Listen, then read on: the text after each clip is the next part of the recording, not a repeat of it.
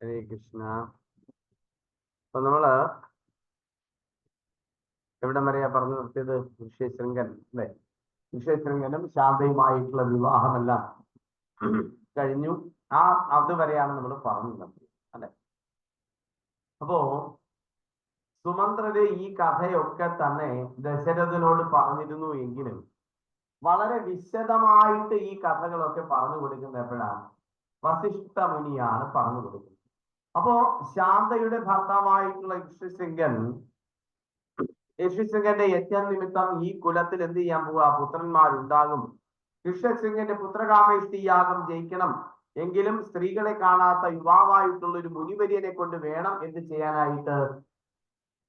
ഈ യജ്ഞം നടത്താനായിട്ട് എന്ന് ആര് പറഞ്ഞിരുന്നു? സനൽകുമാരാദികൾ പറഞ്ഞിരുന്നു. അപ്പൊ ആ കഥകളൊക്കെയാണ് നമ്മൾ പറഞ്ഞുകൊണ്ടിരിക്കുന്നത്. അപ്പോ ഇവിടെ നമ്മൾ മനസ്സിലാക്കേണ്ടുന്ന കാര്യങ്ങൾ എന്താ? ശ്രീരാമചന്ദ്ര ഭഗവാന്റെ ജനനത്തെ കുറിച്ചിട്ടാ പറയുന്നത്. ആ ശ്രീരാമചന്ദ്ര ഭഗവാൻ ജനിക്കണമെങ്കിൽ എന്ത് ചെയ്യണം? ഋഷ്യശൃംഗൻ വരണം, തലയിൽ കൊണ്ടുള്ള ആളായിരിക്കണം. അതുപോലെ തന്നെ ബ്രഹ്മചര്യം അനുഷ്ഠിച്ചുകൊണ്ട് സ്ത്രീകളെ ഒന്നും കാണാതെ ഇരിക്കുന്ന ബ്രഹ്മചാരിയായിട്ടുള്ള ഒരു വ്യക്തിയുടെ നേതൃത്വത്തിൽ വേണം ആ പുത്രകാമേഷ്ടി യാഗം നടത്താനായിട്ട്. ഇങ്ങനെയൊക്കെയുള്ള ഒരുപാട് നിബന്ധനകൾ ഇവിടെ എന്ത് ചെയ്യുന്നുണ്ട്? ഈ പുത്രകാമേഷ്ടി യാഗത്തിന് പറയുന്നത്. കാരണം ശ്രീരാമചന്ദ്ര ഭഗവാന്റെ ജനനം എന്ന് പറയുന്നത് അത്രയും എളുപ്പത്തിലുള്ള ഒരു കാര്യമല്ല, ഇല്ലേ? അത്ര എളുപ്പത്തിലുള്ള ഒരു കാര്യമല്ല എന്ന് നമ്മൾ മനസ്സിലാക്കുക. എവിടെ ശ്രീരാമചന്ദ്ര ഭഗവാൻ ഉണ്ടോ അവിടെ കാമമില്ല, അവിടെ ആഗ്രഹങ്ങളില്ല എന്ന് നമ്മൾ മനസ്സിലാക്കുക. അതുപോലെ തന്നെ തിരിച്ചും പറയുക, എവിടെയാണോ കാമമുള്ളത്, എവിടെയാണോ ആഗ്രഹങ്ങൾ ഉള്ളത്, അവിടെ ആരും ഉണ്ടാവില്ല? ശ്രീരാമചന്ദ്ര ഭഗവാൻ ഉണ്ടാവില്ല, അല്ലേ? അപ്പോ നമ്മൾ ചിന്തിക്കണം, നമ്മുടെ കൂടെയൊക്കെ ശ്രീരാമചന്ദ്ര ഭഗവാൻ ഉണ്ടോ? ശ്രീരാമചന്ദ്ര ഭഗവാൻ ഉണ്ടോ? എവിടെയൊക്കെ ആർക്കൊക്കെയാണോ അടങ്ങാത്ത ആഗ്രഹങ്ങളുള്ളത് അവിടെ ഒന്നും ശ്രീരാമൻ ഉണ്ടാവില്ല എന്നാ, അല്ലെ? ശ്രീരാമൻ ഉള്ളിടത്ത് ആഗ്രഹങ്ങളും ഉണ്ടാവില്ല എന്നാ പറയുന്നത്. എന്ന് വെച്ച് കഴിഞ്ഞാല് പൂർണ്ണമായിട്ടും നമ്മൾ ശരണാഗതി പ്രാപിച്ചിട്ട് ശ്രീരാമചന്ദ്ര ഭഗവാൻ മാത്രം, അല്ലെ? ശ്രീരാമചന്ദ്ര ഭഗവാൻ ശരണം മമ, അത്രയേറെ ആ ഒരു ഭഗവാൻ മാത്രമാണ് ഏകാശ്രയമായിട്ടുള്ളത് എന്ന ഉറച്ച വിശ്വാസത്തില് ഏതൊരുവനാണോ ഭഗവാന്റെ തിരുനാമം ജപിച്ചുകൊണ്ട് ശ്രീരാമചന്ദ്രമൂർത്തിയെ വിളിക്കുന്നത്, അദ്ദേഹത്തോടൊപ്പം ശ്രീരാമചന്ദ്ര ഭഗവാൻ കാണും, അല്ലെ? ആഗ്രഹങ്ങൾ മനസ്സിൽ കണ്ടുകൊണ്ട് കാര്യസാധ്യത്തിന് വേണ്ടിയിട്ട് ശ്രീരാമ ഭഗവാനെ വിളിച്ചാൽ ഭഗവാൻ വരുമോ? ഇല്ല, ഇല്ലേ? അപ്പോ ഇവിടെ നമ്മൾ മനസ്സിലാക്കുക, ദേവസഭയിൽ വെച്ചിട്ട് സനൽകുമാരാദികളും ഇത് തന്നെയാ പറഞ്ഞത്, അല്ലെ? ശ്രീരാമചന്ദ്ര ഭഗവാൻ വരണമെങ്കിൽ ആഗ്രഹങ്ങളെല്ലാം ഒഴിഞ്ഞിരിക്കണം എന്ന് പറയാം. അങ്ങനെ കുറച്ച് ദിവസം കഴിഞ്ഞപ്പോ തന്റെ അക്ഷൗഹിണി പടയുമായിട്ട് ദശരഥ മഹാരാജാവ് എവിടേക്ക് വന്നു? ഏത് രാജ്യത്തിലേക്കാ വരുന്നത് ഋഷ്യശൃംഗനെ വിളിക്കാനായിട്ട്? ഏത് രാജ്യത്തിലേക്കാ വരുന്നേ? ഏത് രാജ്യത്തിലേക്കാ വരുന്നത്? അന്നദാനമൊക്കെ കഴിഞ്ഞിട്ട് എല്ലാവരും മറന്നു. അംഗരാജ്യത്തിലേക്ക്, അല്ലെ? അംഗരാജ്യത്തിലേക്ക് വന്നു. അങ്ങനെ അംഗരാജ്യത്തിലേക്ക് വന്നിട്ട് തന്റെ ആവശ്യം ലോമപാദ മഹാരാജാവിനോട് പറയുക.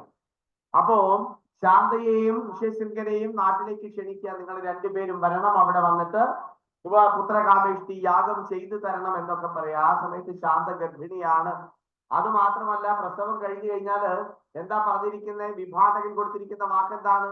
നിനക്ക് എപ്പോഴാണോ ഒരു പുത്രൻ ജനിക്കുന്നത് അതിന്റെ പിറ്റേ ദിവസം നീ എന്ത് ചെയ്തിരിക്കണം? എന്റെ ആശ്രമത്തിൽ എത്തിച്ചേരണം എന്നാ പറഞ്ഞത്, അല്ലെ? അപ്പോ ഇവിടെ ശാന്ത ഗർഭവതിയായിട്ടിരിക്കുക. അതുകൊണ്ട് ദശരഥ മഹാരാജാവിനോട് ലോമപാദൻ പറഞ്ഞു, നിങ്ങൾ ഒരു കാര്യം ചെയ്ത് നേരിട്ട് ഋഷ്യശൃംഗനോട് ചോദിച്ചോളാൻ പറഞ്ഞു, അല്ലെ? നേരിട്ട് ഋഷ്യശൃംഗനോട് ചോദിക്കാനാ പറഞ്ഞു.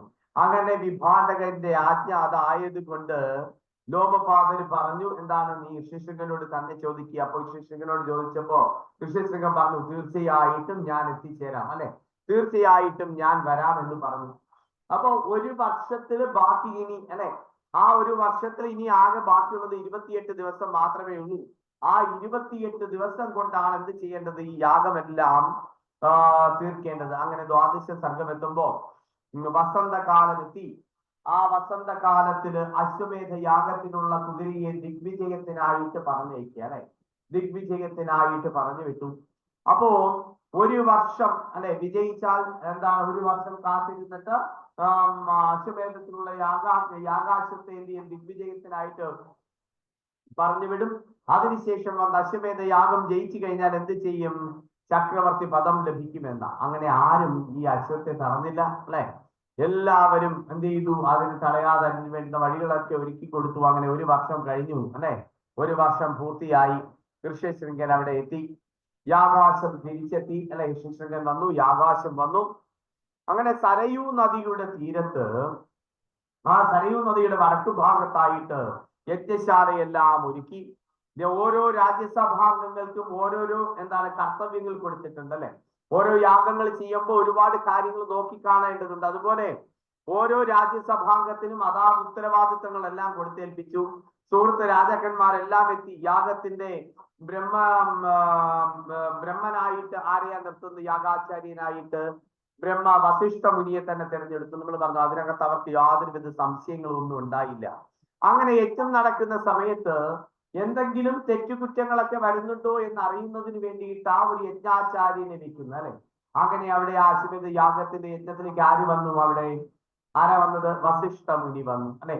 അത് കുലഗുരുവായിട്ടുള്ള വസിഷ്ഠൻ തന്നെയായിരുന്നു. അപ്പോൾ ഇവിടെ 14-ാം സർഗം എത്തുമ്പോൾ അതിൽ പറയുന്നുണ്ട്, അധ സംവത്സരേ പൂർണേ തസ്മിൻ പ്രാപ്തേ തുരംഗമേ സരയാചോത്തരേ തീരേ രാജ്ഞോ യജ്ഞോ അഭിവർത്തതാം പ്ലക്ഷശാഖാസുജാനാം യജ്ഞനാമഭ്യേ യജ്ഞാനാമന്യേഷാം ക്രിയതേ ഹവീം അശ്വമേധസ്യ യജ്ഞസ്യാം വൈദസോ ഭാഗൈഷതേ ത്രൈഖ്യോ അശ്വമേധ സംഖ്യാതാം കൽപസൂത്രേണ ബ്രാഹ്മണൈ ചതുഷ്ടോമഹസ്തസ്യ പ്രഥമം പാരികൽപിതം ഊർധ്വം ദ്വിതീയം സംഖ്യാതം അതിരാത്രം തദോത്തരം കാരിതാസ്തത്ര ബഹവോ വിഹിതാം ശാസ്ത്രദർശനം. അങ്ങനെ ശാസ്ത്രങ്ങളിൽ എന്ത് ചെയ്തു? വളരെ പ്രാവീണ്യം നേടിയ ബ്രാഹ്മണരെല്ലാവരും അവിടെ എത്തി. 3 ദിവസം കൊണ്ടാണ് അവിടെ എന്ത് ചെയ്യുന്നത്? അശ്വമേധ യാഗം പൂർത്തീകരിക്കുന്നത്. അപ്പൊ ഇതില് ചതുഷ്ടോമ യജ്ഞം, ഊർധ്വം, അതിരാത്രം എന്നിങ്ങനെ 3 തരത്തിലുള്ള യാഗങ്ങളെ കുറിച്ചിട്ടൊക്കെ പറയുന്നു. അത് നമ്മൾ വിശദമായിട്ടൊന്നും നമ്മൾ പോകേണ്ട കാര്യമില്ല. അപ്പോ ഈ അശ്വമേധ യാഗത്തെ കുറിച്ചിട്ട് പറയുമ്പോ നമ്മൾ പറയും ഈ യാഗാഗ്നിയിലേക്ക്, ഈ അശ്വമേധ യാഗം നടക്കുമ്പോൾ എന്ത് ചെയ്യും? ഈ അശ്വത്തിനെ യാഗാഗ്നിയിലേക്ക് സമർപ്പിക്കുന്ന പറയുന്നത് അല്ലെ. അപ്പോ ഇവിടെ പറയുന്നത് ഈ യാഗത്തിന് വേണ്ടിയിട്ട് കൊണ്ടുവരുന്ന ആ അശ്വത്തിനെ എന്ത് ചെയ്യും? പലതരം മരുന്നുകളും ലേപനങ്ങളും എല്ലാം പുരട്ടി വെക്കും. അതിന് വേദനയും കാര്യങ്ങളും ഒന്നും ഉണ്ടാവത്തില്ല. അതോടൊപ്പം തന്നെ അതിനെ എന്ത് ചെയ്യും? ആ യജ്ഞം നടത്തുന്ന ബ്രാഹ്മണ ശ്രേഷ്ഠന്മാർക്ക് ഈ കുതിരയുടെ ആത്മാവിനെ ഭഗവാങ്കലിലേക്ക് എത്തിക്കുന്നതിനുള്ള കഴിവുള്ള ആചാര്യന്മാരായിരുന്നു എന്ത് ചെയ്തിരുന്നത്? ഇങ്ങനെയുള്ള യജ്ഞങ്ങളൊക്കെ തന്നെ ചെയ്തിരുന്നത്. അപ്പൊ അതുകൊണ്ട് തന്നെ ആ യാഗത്തിലേക്ക് സമർപ്പിക്കുന്നതിന് മുമ്പ് അതിനെ മുക്താവസ്ഥയിലേക്ക് എത്തിച്ചിട്ടായിരുന്നു എന്ത് ചെയ്യുന്നത്? ഈ അശ്വമേധ യാഗങ്ങളൊക്കെ ചെയ്തത്. അങ്ങനെ ആത്മാവിനെ അതിൽ നിന്ന് എടുത്തു മാറ്റിയിട്ട് എന്ത് ചെയ്യും? ആ അശ്വത്തിന്റെ മാംസങ്ങളെല്ലാം കീറിയെടുത്തിട്ട് എന്ത് ചെയ്യും? യാഗാഗ്നിയിലേക്ക് സമർപ്പിക്കും. അങ്ങനെ ആത്മാവിന് മോക്ഷം ലഭിക്കും എന്നാ പറയണേ. അപ്പൊ ഇവിടെ കലിയുഗത്തില് അശ്വമേധ യജ്ഞം നടത്തുവാൻ പാടില്ല എന്ന് നിഷ്കർഷയുണ്ട് അല്ലെ. അശ്വമേധ യജ്ഞം നടത്തുവാൻ പാടില്ല എന്ന് ശാസ്ത്രം പറയുന്നു. 3 തരത്തിലുള്ള കാര്യങ്ങളാ പറയുന്നത് കലിയുഗത്തിൽ നിഷിദ്ധമായിട്ടുള്ളത്. 1 അശ്വമേധം, 2 ഗവാലംഭം, 3 സന്യാസം അല്ലെ. ഈ 3 കാര്യങ്ങൾ കലിയുഗത്തിൽ നിഷിദ്ധമാണ് എന്ന് പറയാം. ഏതൊക്കെയാ? അശ്വമേധം, ഗവാലംഭം, സന്യാസം അല്ലെ. ഈ 3 കാര്യങ്ങൾ നിഷിദ്ധമാണെന്നാ പറയണം. അപ്പോ അശ്വമേധയാഗം എന്താണെന്നുള്ളത് നമുക്കറിയാം. എന്താണ് ഗവാലംഭം എന്ന് പറയുന്നത്? ദേവരേണു സുതോത്പതിയും കലിയുഗത്തിൽ പാടില്ല. ജ്യേഷ്ഠന്റെ പത്നിയിൽ കുട്ടികളെ സന്താന ഉത്പാദനം പാടില്ല എന്ന് പറയുന്നു അല്ലെ. അതോടൊപ്പം തന്നെ കലിയുഗത്തില് ഹരിനാമ ജപം മാത്രമേ പറഞ്ഞിട്ടുള്ളൂ അല്ലെ. ഹരിനാമ ജപം മാത്രമാണെന്ന് കലിയുഗത്തിൽ പറഞ്ഞിരിക്കുന്നത്. അപ്പോ അശ്വമേധ യജ്ഞം കഴിഞ്ഞു. ഇനി പുത്രകാമേഷ്ടി യാഗം നടത്തുവാനായിട്ട് ഋഷ്യശൃംഖൻ വരുന്ന കാഴ്ചയാണ് ഇനി നമ്മൾ കാണുന്നത്. അപ്പൊ 15-ാമത്തെ സർഗത്തിലാണ് ഇത് പറയുന്നത്. അപ്പൊ 14-ാമത്തെ സർഗത്തില് അശ്വമേധ യാഗത്തെ കുറിച്ച് പറഞ്ഞു. എങ്ങനെയാ അശ്വമേധ യാഗം നടത്തുന്നതെന്ന് പറഞ്ഞു. കലിയുഗത്തില് നിഷിദ്ധമായിരിക്കുന്ന 4 കാര്യങ്ങൾ ഏതൊക്കെയാണ് എന്ന് പറഞ്ഞു. ഏതൊക്കെയാ 4 കാര്യങ്ങള്? കലിയുഗത്തിൽ പറഞ്ഞിരിക്കുന്ന 4 കാര്യങ്ങൾ ഏതൊക്കെയാ പാടില്ലാത്തത്? അശ്വമേധ യജ്ഞം, ഗവാലംഭം, സന്യാസം, ദേവരേണു സുതോപതി അല്ലെ. ഈ 4 കാര്യങ്ങൾ പറയാൻ പാടില്ല, ചെയ്യാൻ പാടില്ല. അപ്പോ ഈ 15-ാമത്തെ സർഗമാകുമ്പോൾ 15-ാമത്തെ സർഗത്തിലാണ് പുത്രകാമേഷ്ടി യാഗം നടക്കുന്ന ആ അവസരത്തിലാണ് എന്ത് ചെയ്യുന്നത്? രാവണനെ വധിക്കുന്നതിനുള്ള പ്രാരംഭ നടപടികൾ ചർച്ച ചെയ്യപ്പെടുന്നതും എവിടെയാ? ഈ പുത്രകാമേഷ്ടി യാഗത്തിനോട് അനുബന്ധപ്പെട്ടിട്ടാണ്. അതാണ് രാവണ വധോപായ എന്ന് പറയുന്ന ആ ഒരു ദശകം വരുന്നത്. 15-ാമത്തെ സർഗം ബാലകാന്ഡം. അപ്പൊ നമുക്കത് വായിച്ചിട്ട് നമുക്ക് അടുത്തിലോട്ട് പോകാം കേട്ടോ.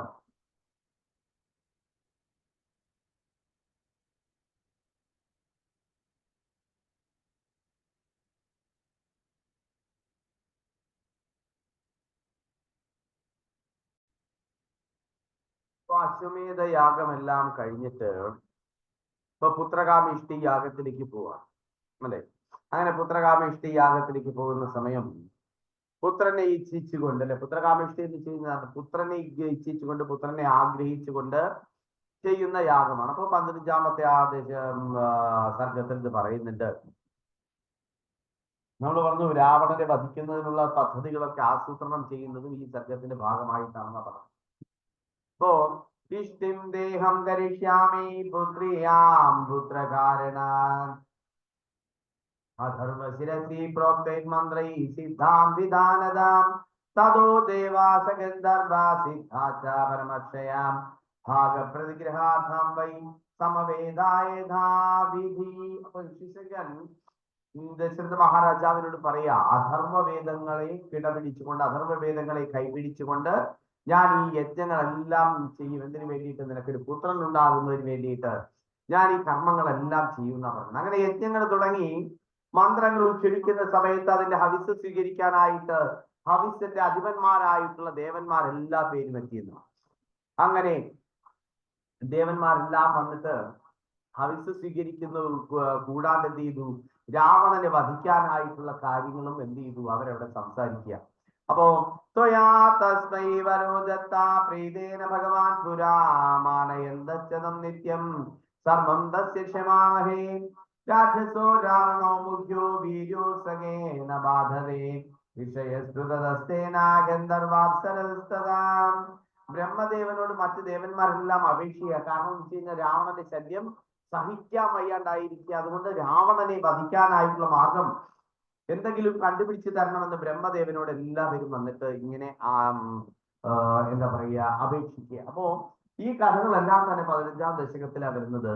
അപ്പോ ഈ രാമലക്ഷ്മണന്മാരുടെ കഥയും അതുപോലെ തന്നെ ലങ്കയുടെ കഥയും രാവണന്റെ കഥയും ഒക്കെ തന്നെ പല പല പുരാണങ്ങളിലായിട്ട് എന്ത് ചെയ്യുന്നുണ്ട്? പ്രതിപാദിക്കുന്നു അല്ലെ. അപ്പോ ഈ സുവർണ ലങ്ക എന്ന് പറയുന്നത് ത്രികുടാചല പർവ്വതത്തിന്റെ മുകളിലായിട്ട് പ്രസിദ്ധി ചെയ്യുന്നതാണ് എന്തെന്ന് പറയുന്നത്, ഈ സുവർണ ലങ്ക എന്ന് പറയുന്നത്. അപ്പോ ആ സുവർണ ലങ്കയ്ക്ക് ഒരു കഥയൊക്കെ ഉണ്ട്. ഒരിക്കലും 2 ഗന്ധർവന്മാര് മഹാദേവന്റെ ശിരസിലെ വാസുകിയുടെ ശക്തിയെ കുറിച്ചിട്ട് ഇങ്ങനെ സംസാരിക്കുക. അപ്പൊ അതിനകത്ത് 2 ഗന്ധർവന്മാരാ സംസാരിക്കുന്നത്. മഹാദേവന്റെ ശിരസിലിരിക്കുന്ന വാസുകിയുടെ ശക്തിയെ കുറിച്ചിട്ടാ പറയുക. അപ്പൊ അതിലൊരാൾ പറഞ്ഞു വായുദേവനാണ് ഏറ്റവും ശക്തിയുള്ള ആളെന്ന് പറഞ്ഞു. അപ്പൊ മറ്റേ ആൾ പറഞ്ഞു അല്ലല്ല, വാസുകിക്കാണ് ഏറ്റവും കൂടുതൽ ശക്തിയുള്ളത്. അപ്പോ 2 പേരും തങ്ങളിൽ ഭയങ്കരമായിട്ട് ഇങ്ങനെ തർക്കം വരുന്ന സമയത്ത് അവിടെ ഒരു ശബ്ദം കേട്ട് നോക്കിയപ്പോ വാസുകിയാ. അപ്പോ ആദ്യം വായു ഭഗവാനാ വന്നത്. ആ വായു ഭഗവാനെ കണ്ടപ്പോ പെട്ടെന്ന് തന്നെ പറഞ്ഞൊരു കാര്യം ചെയ്ത് നമുക്ക് വായുദേവനോട് തന്നെ ചോദിക്കാമെന്ന് പറഞ്ഞു. അപ്പൊ വായുദേവനോട് ചോദിച്ചപ്പോ വായുദേവൻ പറഞ്ഞു, നമുക്ക് താനാണ് ശക്തിമാൻ, ഏറ്റവും കൂടുതൽ ശക്തിയുള്ളത് എനിക്കാ. പിന്നെ നിങ്ങൾക്ക് സംശയം ഉണ്ടെങ്കിൽ ഒരു കാര്യം ചെയ്യാം, നമുക്ക് വാസുകിയുടെ അടുക്കൽ പോയി ചോദിക്കാന്ന് പറഞ്ഞു. അങ്ങനെ വാസുകിയെ വിളിച്ച് ചോദിച്ചപ്പോ വാസുകി പറഞ്ഞു, ഞാനാണ് ഏറ്റവും ശക്തിയുള്ളത് എന്ന് പറയുക അല്ലെ. അങ്ങനെ കാര്യം പറഞ്ഞ വാസുകി ഇവിടെ വന്നിട്ട് പറഞ്ഞു, നിനക്ക് വായുവിൽ നിന്നൊന്നുമല്ല ശക്തി, എനിക്കാണ് ഏറ്റവും കൂടുതൽ ശക്തി എന്ന് പറഞ്ഞു. അപ്പോ ഈ ഗന്ധർവന്മാര് വായുദേവനോടും വാസുകിയോടും പറഞ്ഞു, ഇങ്ങനെ ഒരു ആശയക്കുഴപ്പം നിൽക്കുമ്പോൾ നമുക്ക് പരീക്ഷിച്ചിട്ട് തന്നെ അറിയാം, പരീക്ഷിച്ചിട്ട് തന്നെ അറിയാം ആർക്കാ ശക്തി കൂടുതൽ എന്ന് അറിയാലോ. അങ്ങനെ എന്ത് ചെയ്തു? വാസുകി പറഞ്ഞു, ഞാന് ഈ ത്രികുടാചല പർവ്വതത്തിനെ അല്ലെ, ഞാൻ ഈ പർവ്വതത്തിനെ എന്ത് ചെയ്യും? മേരു പർവ്വതത്തെ ഞാൻ എന്ത് ചെയ്യും? ഈ 14 ലോകങ്ങളും അടങ്ങിയിരിക്കുന്നതാ മേരു പർവ്വതം. ആ മേരു പർവ്വതത്തെ ഞാൻ ഒരു 3 മടക്കായിട്ട് ഇങ്ങനെ ചുറ്റി വന്നിട്ട് ഞാൻ എന്ത് ചെയ്യും? മേരുപർവ്വതത്തിനെ വരിഞ്ഞു മുറുക്കും. അങ്ങനെ വരിഞ്ഞു മുറുക്കുന്ന സമയത്ത് വായുദേവ അങ്ങേക്ക് ശക്തി ഉണ്ടെങ്കിൽ എന്നെ വിടുവിച്ചോളാൻ പറഞ്ഞു. അങ്ങനെ വാസുകി എന്ത് ചെയ്തു? മേരുപർവ്വതത്തിനെ 3 ചുറ്റായിട്ട് നിർത്തിയിട്ട് ശരീരം അങ്ങോട്ട് വലുതാക്കാൻ തുടങ്ങി. അങ്ങനെ വലുതാക്കാൻ തുടങ്ങിയ സമയത്ത് വായുദേവൻ ഇങ്ങനെ കാറ്റടിച്ചിട്ട് ഇങ്ങനെ ശ്രമിക്കുന്നുണ്ട് വാസുകിയെ വിടുവിക്കാനായിട്ട്. ഒന്നുമേ നടക്കുന്നില്ല. മേരുപർവ്വതത്തിന് ഭയങ്കരമായിട്ട് ശ്വാസം മുട്ടലൊക്കെ അനുഭവപ്പെട്ടിട്ട് ഇതിങ്ങനെ ഇരുന്നിട്ട് കുലുങ്ങാനായിട്ട് തുടങ്ങി. അപ്പൊ മേരുപർവ്വതം പറഞ്ഞു, ഒരു കാരണവും ഇല്ലാതെ എന്നെ ഇങ്ങനെ ഉപദ്രവിക്കുകയാണെന്നുണ്ടെങ്കിൽ എന്ത് ചെയ്യും? ഞാൻ മൊത്തത്തിൽ കിടന്ന് കുലുങ്ങിക്കളയും അല്ലെ. അപ്പൊ ഈ 14 ലോകങ്ങളും എന്ത് ചെയ്യും? തകർന്നു പോവും. അതുകൊണ്ട് എന്നെ വിടാനായിട്ട് പറഞ്ഞു അല്ലെ. അങ്ങനെ എന്ത് ചെയ്തു? വായുദേവന്റെ ശക്തിക്ക് മുന്നിൽ വാസുകി എന്ത് ചെയ്തു? പരാജയപ്പെട്ടോ? ഇല്ല. പക്ഷെ എന്ത് ചെയ്തു? പെട്ടെന്ന് ഈ ഒരു ദേവന്മാരും എല്ലാവരും വന്ന് അപേക്ഷിച്ചത് കൊണ്ട് വാസുകി ആ കെട്ടങ്ങോട്ട് അഴിച്ചു അല്ലെ. ആ കെട്ടഴിക്കുന്ന സമയത്ത് മേരുപർവ്വതത്തിന്റെ ഒരു ഭാഗം അടർന്നു ചെന്നിട്ട് എന്ത് ചെയ്തു? സമുദ്രത്തിന് വീണു. അങ്ങനെ 3 ശൈലങ്ങളോട് കൂടിയിട്ടുള്ള ഒരു പർവ്വതം അങ്ങനെ പ്രത്യേകിച്ചുണ്ടായി. അതാണ് ഏതെന്ന് പറയുന്നത്? ത്രികുടാചല പർവ്വതം എന്ന പേരിട്ട് വിളിക്കുന്നു, സ്വർണ്ണലങ്ക എന്ന പേരിട്ട് വിളിക്കുന്നു. അങ്ങനെ ത്രികുടാചല പർവ്വതത്തിന്റെ അധിപനായിട്ടിരുന്നത് കുബേരനായിരുന്നു അല്ലെ. കുബേരനായിരുന്നു അതിന്റെ അധിപനായിട്ടിരുന്നത്. ആരാ കുബേരൻ എന്ന് പറയണേ? ആരാ കുബേരൻ? വിശ്രവസിന്റെ മകനാണ് അല്ലെ കുബേരൻ. ആരൊക്കെയാ വിശ്രവസിന്റെ ബാക്കി മക്കള്? ആരൊക്കെയാ? ഉറക്കെ പറയൂ. ആരുടെ കാര്യം ഇപ്പൊ പറഞ്ഞോണ്ടിരിക്കുന്നേ? രാവണന്റെ കാര്യമാണ് പറയുന്നത് അല്ലെ. രാവണന്റെ അച്ഛൻ അല്ലെ വിശ്രവസ്. അപ്പൊ വിശ്രവസിന് 3 ഭാര്യമാരുണ്ടായിരുന്നു. അതില് 1ാമത്തെ ഭാര്യയുടെ മകനാണ് കുബേരൻ അല്ലെ. അപ്പൊ ഈ 1ാമത്തെ ഭാര്യയും കുബേരനെ ഒന്നും കൈകസിക്ക് ഇഷ്ടമല്ല, രാവണന്റെ അമ്മയ്ക്ക് ഇഷ്ടമല്ല. രാവണന്റെ അമ്മയ്ക്ക് എത്ര മക്കളുണ്ട്? 3 പേര്. ഏതൊക്കെയാണ്? രാവണൻ, കുംഭകർണൻ, വിഭീഷൺ അല്ലെ. 3 പേര്. മോളുണ്ട്. അത് ആൺമക്കളുടെ കാര്യം. അത് കഴിഞ്ഞതിന് ശേഷം 3ാമത്തെ ഭാര്യയിൽ വരുന്നതാണ് ആര്? ഹരദൂഷണന്മാര് വരുന്നത് അല്ലെ. ഇങ്ങനെ 3 പേര്. അപ്പോ ഈ കൈകസി എന്ത് ചെയ്തു? രാവണനെയും വിഭീഷണനെയും കുംഭകർണനെയും ഹരദൂഷണന്മാരെ എല്ലാം വിളിച്ചു പറഞ്ഞിട്ട് പറഞ്ഞു, നിങ്ങൾ പോയിട്ട് എന്ത് ചെയ്യണം? ത്രികുടാചലം നിങ്ങൾ സ്വന്തമാക്കണം. കുബേരനെ എന്ത് ചെയ്യണം? നിങ്ങൾ ബന്ധനസ്ഥരാക്കണം എന്ന് പറഞ്ഞു കൊടുക്കുക അല്ലെ. അങ്ങനെ എന്ത് ചെയ്യും? ഇവരൊക്കെ ആ ഹരദൂഷണന്മാർ ഇങ്ങനെ ആ ഒരു ശത്രുത ഉണ്ടാക്കിയെടുക്കുകയാണ് ചെയ്യുന്നത്. അങ്ങനെ കൈകസിയുടെ വാക്ക് കേട്ടിട്ട് ഒടുവിൽ രോഷം കൊണ്ടിട്ട് എല്ലാ പേരും ഒത്തുകൂടിയിട്ട് ഹിമാലയത്തിലേക്ക് പോയി. അങ്ങനെ എന്ത് ചെയ്തു? ഹിമാലയത്തിൽ പോയിട്ട് തപസ് തുടങ്ങി. എന്ത് ചെയ്യാ? ബ്രഹ്മാവിന്റെ വരം കിട്ടിയെങ്കിൽ മാത്രമല്ലേ ഇത് സാധിക്കത്തുള്ളൂ. അങ്ങനെ ബ്രഹ്മദേവനെ പ്രീതിപ്പെടുത്തിയിട്ട് എന്ത് ചെയ്തു? ഓരോരുത്തരായിട്ട് വരം ചോദിക്കാനായിട്ട് തുടങ്ങി. അപ്പോ രാവണനിൽ സംപ്രീതനായി രാവണന്റെ അടുക്ക വന്നിട്ട് ബ്രഹ്മദേവൻ ചോദിച്ചു, നിനക്ക് എന്താ വേണ്ടത്? അപ്പൊ രാവണൻ എന്താണ് പറയുന്നത്? മരിക്കാതിരിക്കാനായിട്ടുള്ള വരം എനിക്ക് വേണം. നര വാനര ഈ 2 കൂട്ടരൊഴിച്ച് വേറൊന്നുമേ എന്നെ വധിക്കാൻ പാടില്ല അല്ലെ. നര വാനര ഇത് 2 പേരെ എന്നെ വധിക്കാവൂ, ഇതിൽ അല്ലാണ്ട് വേറെ ആരും വധിക്കാൻ പാടില്ല എന്ന് പറഞ്ഞു. അപ്പോ നരൻ എന്നെ വധിക്കാൻ കഴിയില്ല, പിന്നെ വാനരൻ എന്ത് ചെയ്യും എന്ന് ആര് വിചാരിച്ചു? രാവണൻ ചിന്തിച്ചു. സ്വാഭാവികമാണ്. അത് കഴിഞ്ഞിട്ട് കുംഭകർണൻ വന്നിട്ട് എന്ത് ചെയ്തു? കുംഭകർണൻ നിർദേവത്വം, ദേവന്മാരൊന്നും ആക്രമിക്കാൻ, ദേവന്മാരൊന്നും ഭൂലോകത്തിൽ പാടില്ല എന്ന് പറയുന്ന ഒരു വരം നിർദേവത്വം വേണം എന്നാണ് എന്ത് ചെയ്തത്? ആവശ്യപ്പെടാനായിട്ടിരുന്നത്. അങ്ങനെ ഒരു കാര്യം നടക്കും? നടക്കത്തില്ല. അപ്പൊ എന്ത് ചെയ്തു? ബ്രഹ്മദേവന്റെ ഭാര്യ വികട സരസ്വതിയായിട്ട് നാവിൽ കയറി ഇരുന്നിട്ട് നിർദേവത്വം എന്നതിന് പകരം എന്താക്കി മാറ്റി? നിദ്രത്വം എന്നാക്കി അല്ലെ. അങ്ങനെയാണ് 6 മാസം ഉറക്കവും 6 മാസം എന്തും ഉണർന്നിരിക്കുന്നതുമായ ഒരു ജീവിതമാർക്ക് വന്നത്? കുംഭകർണന് വന്നത്. അതിനുശേഷം ആര് വന്നു? വിഭീഷൺ മഹാദേവനിൽ നിന്ന് വരം വാങ്ങി. അത് വിഭീഷണൻ വന്നു. വിഭീഷണനോട് ഏത് വരമാ വേണ്ടതെന്ന് ചോദിച്ചപ്പോ വിഭീഷണൻ എന്താ പറഞ്ഞേ? വിഭീഷണൻ ചോദിച്ച വരം എന്താണ്? ഈ 3 മക്കളിലെ, കൈകസിയുടെ 3 മക്കളില് രാവണനും കുംഭകർണനും വിഭീഷണൻ. ഇതില് രാവണനും കുംഭകർണനും ഒരേ സ്വഭാവം വരും. എന്തുകൊണ്ടാ ഇവർക്ക് 2 പേർക്കും ഒരേ സ്വഭാവം വരുന്നത്? എന്തുകൊണ്ടാ? ഈ വിഭീഷണന്റെ സഹോദരനല്ലേ? എന്തുകൊണ്ട് രാവണനും കുംഭകർണനും ഏകദേശം ഒരേ സ്വഭാവം വന്നു? ഇവരൊക്കെ ആരാ? രാവണൻ കുംഭകർണൻ, ഹിരണ്യാക്ഷൻ ഹിരണ്യകശിപു, ദണ്ഡവക്രൻ ശിശുപാലൻ, ഇവരൊക്കെ ആരാ? കഴിഞ്ഞ ജന്മത്തിൽ ആരായിരുന്നു അവരൊക്കെ? ജയവിജയന്മാർ അല്ലേ? ദ്വാരപാലകന്മാരായിട്ട് ജയവിജയന്മാരായിട്ടിരുന്നത്. അപ്പോ അവരുടെ എല്ലാ സ്വഭാവം ഏകദേശം ഒരേപോലെയാ. കാര്യം എന്താ? ഇവർക്ക് ഭഗവാൻ അടുക്കിലേക്ക് പോകണം. പക്ഷെ വിഭീഷണനെ സംബന്ധിച്ചിട്ട് ഇവരുടെ രണ്ടുപേരുടെയും ചിന്താഗതിയല്ല വന്നത്. ഒരാൾ പറഞ്ഞു നിർദേവത്വം അത് നിദ്രത്വമായിട്ട് മാറി. മറ്റൊരു വ്യക്തി എന്ത് പറഞ്ഞു? എനിക്ക് നരനും വാനരന്മാരും ഒഴിച്ചിട്ട് ബാക്കി ആരും എന്നെ കൊല്ലാൻ പാടില്ല എന്ന് പറഞ്ഞു അല്ലെ?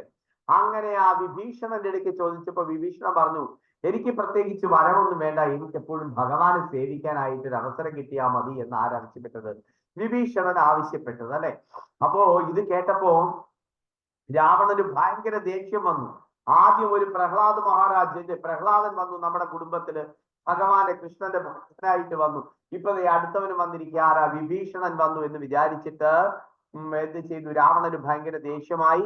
ബ്രഹ്മദേവൻ സന്തോഷത്തോട് കൂടിയിട്ട് എന്ത് ചെയ്യാണ്? അനുഗ്രഹിക്കുക. അതിനുശേഷം പിന്നെ വരുന്ന സഹോദരിയായിട്ട് ആര്? ശൂർപ്പണഖ അല്ലെ? ശൂർപ്പണഖ വന്നു. ശൂർപ്പണഖയ്ക്ക് വരം കൊടുത്തു. എന്താണ്? ഇഷ്ടപ്പെട്ട സമയത്ത് ഇഷ്ടപ്പെട്ട രീതിയിൽ രൂപം മാറിക്കൊള്ളൂ എന്ന് പറയുന്ന വരമാണ് ആർക്ക് കൊടുക്കുന്നത്? ശൂർപ്പണഖയ്ക്ക് കൊടുക്കുന്നത്. അങ്ങനെ ചെറിയ ചെറിയ വരങ്ങളൊക്കെ തന്നെ ഹരദൂഷണന്മാർക്കും ഒക്കെ കൊടുത്തു. രാവണൻ എന്ത് ചെയ്തു? ദേവലോകത്തേക്ക് പോയി ദേവന്മാരെ അവിടെ നിന്നെല്ലാം ഓടിച്ചു അല്ലെ? ദേവന്മാരെ എല്ലാം അവിടെ നിന്ന് ഓടിച്ചു. അതിനുശേഷം എന്ത് ചെയ്തു? രാവണന്റെ ഏറ്റവും വലിയ ഹോബി എന്താ? മറ്റുള്ളവരുടെ ഭാര്യമാരെ എല്ലാം തട്ടിക്കൊണ്ടു വന്നിട്ട് എവിടെ വെക്കും? ലങ്കയിൽ കൊണ്ടുവന്ന് വെച്ചു അല്ലെ? അങ്ങനെ ഇവിടെ പറയും ശ്രീരാമനുള്ളിടത്ത് എന്തില്ല? ശ്രീരാമനുള്ളിടത്ത് എന്തില്ല? ആഗ്രഹങ്ങളില്ല അല്ലെ? കാമമുള്ളിടത്ത് ശ്രീരാമനില്ല, ശ്രീരാമനുള്ളിടത്ത് കാമമില്ല. ആഗ്രഹം എന്ന വാക്കിന്റെ അർത്ഥം. ഇവിടെ രാവണൻ എന്ന് പറയുന്നത് ഇത് നേരെ വിപരീതമാ. കാമത്തിന്റെ പ്രതീകമാണ് ആരെന്ന് പറയുന്നത്?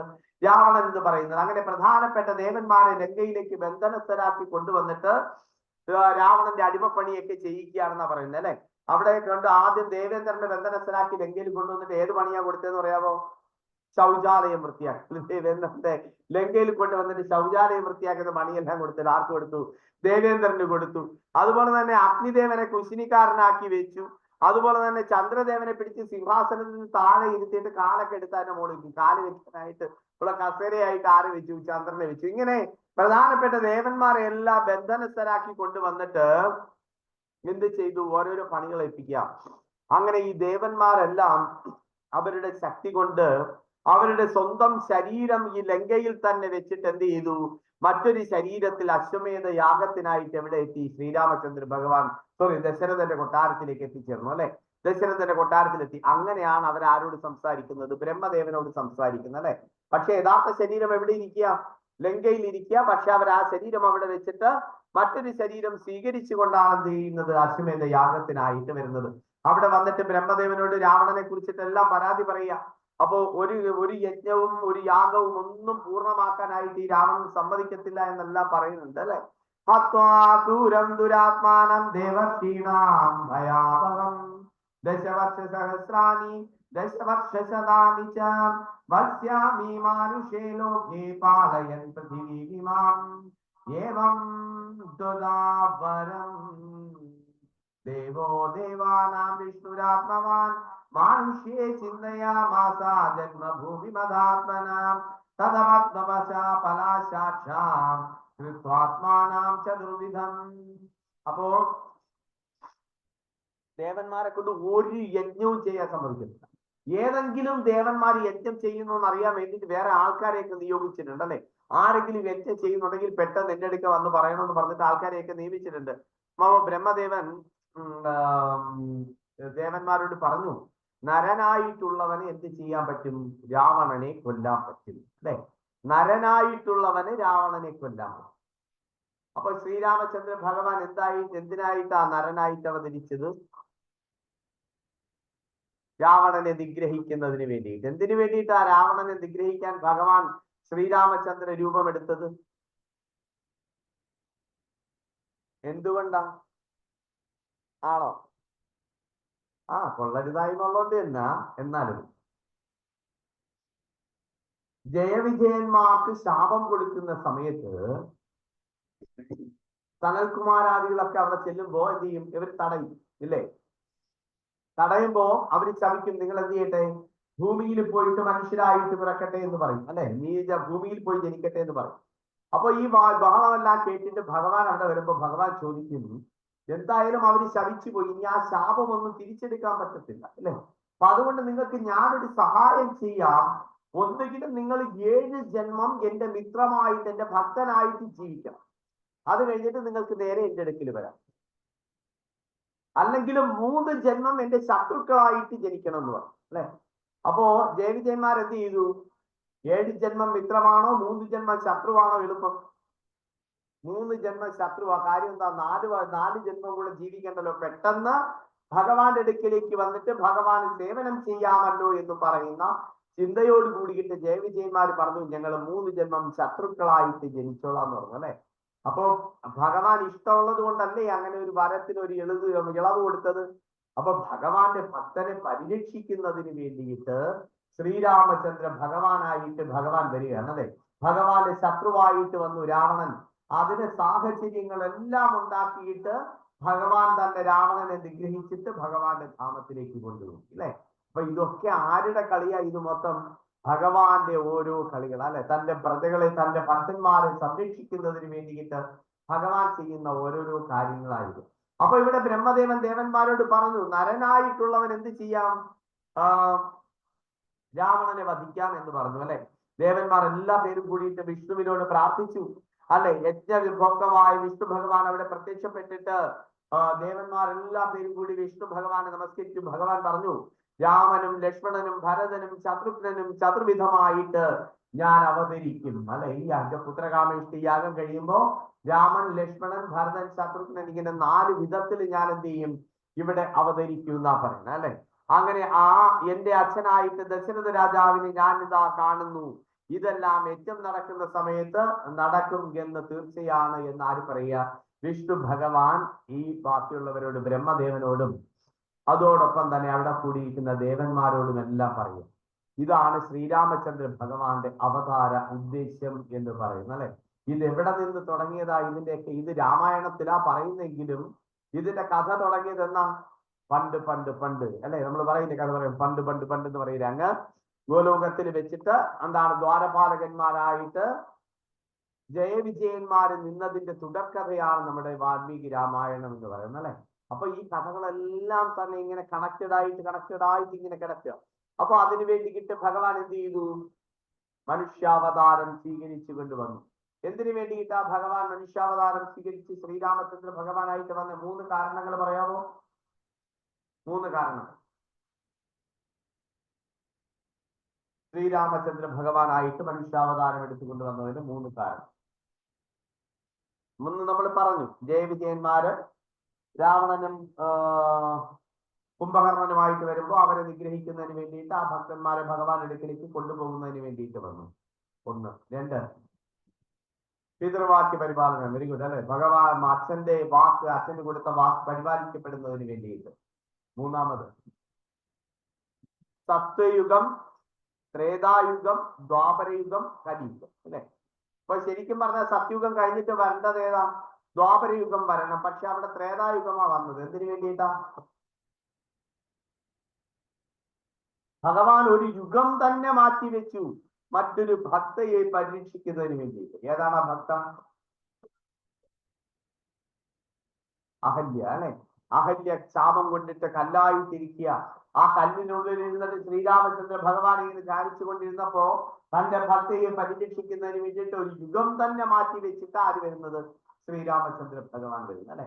അങ്ങനെ ആ ശ്രീരാമചന്ദ്ര ഭഗവാനും ലക്ഷ്മണനും ഭരതനും ശത്രുഘ്നനും ചതുർവിധമായിട്ട് ഭഗവാൻ വിഷ്ണുവായിട്ട് തന്നെ അവതരിക്കുന്നുവെന്ന് ഭഗവാൻ എന്ത് ചെയ്യുക? ബ്രഹ്മദേവനോടും മറ്റ് ദേവന്മാരോടും കൂടിയിട്ട് പറയും, അല്ലെ. അപ്പൊ ഇനി അവര് ജനിക്കുന്നു. ജനിച്ചതിന് ശേഷം വസിഷ്ഠ മുനി വരുന്നു. അവിടെ നിന്ന് താടക, സുബാഹു, മാരീച നിഗ്രഹത്തിനായിട്ട് കൊണ്ടുപോകുന്നു. അപ്പോ ആ കഥകളൊക്കെ നമുക്ക് ഒരു 5 മിനിറ്റ് കഴിഞ്ഞിട്ട് നമുക്ക് കേൾക്കാം.